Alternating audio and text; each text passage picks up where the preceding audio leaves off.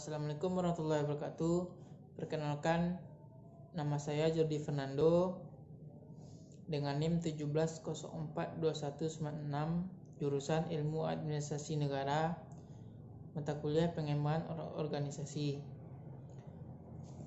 Baiklah, kali ini saya akan mempresentasikan materi tentang intervensi berfokus pada sumber daya manusia. Intervensi berfokus pada sumber manusia mempunyai jenis-jenis. Yang pertama, pelatihan kepekaan. Yang kedua, umpan balik melalui survei. Yang ketiga, konsultasi proses. Yang keempat, pembinaan tim kerja. Yang kelima, pengembangan antar kelompok. Yang pertama, pelatihan kepekaan.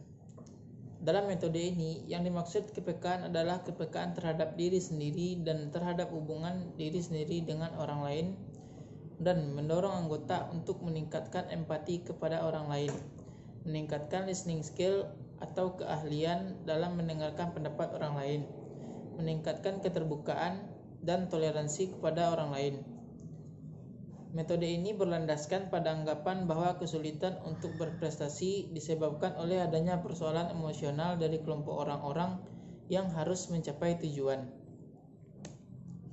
Selanjutnya yang kedua yaitu survei umpan balik, yaitu suatu teknik pengembangan organisasi di mana kuesioner dan interview digunakan untuk mengumpulkan informasi tentang masalah yang terkait dengan organisasi.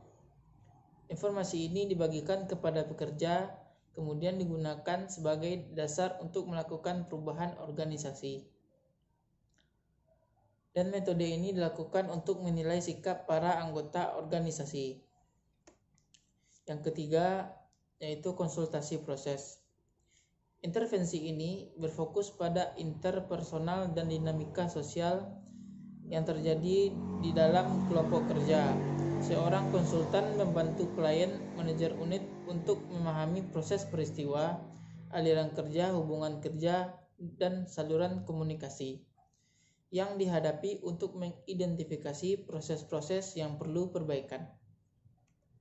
Selanjutnya yang keempat, pembinaan tim kerja adalah pendekatan yang bertujuan memperdalam efektivitas serta kepuasan tiap individu dalam kelompok kerjanya atau tim. Teknik tim building sangat membantu meningkatkan kerjasama dalam tim yang menangani proyek dan organisasinya. Selanjutnya, pengembangan antar kelompok. Salah satu area yang mendapatkan penekanan yang penting dalam pengembangan organisasi adalah mencegah terjadinya konflik yang disfungsional atau konflik yang tidak produktif yang terjadi di antara kelompok. Pengembangan antar kelompok atau intergroup development bertujuan untuk merubah perilaku, stereotip, dan persepsi tentang kelompok lain.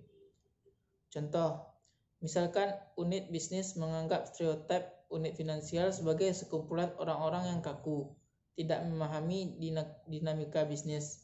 Tujuan utama adalah untuk meningkatkan hubungan antara satu kelompok dengan kelompok yang lainnya. Terima kasih, mungkin sekian dari saya sudahi.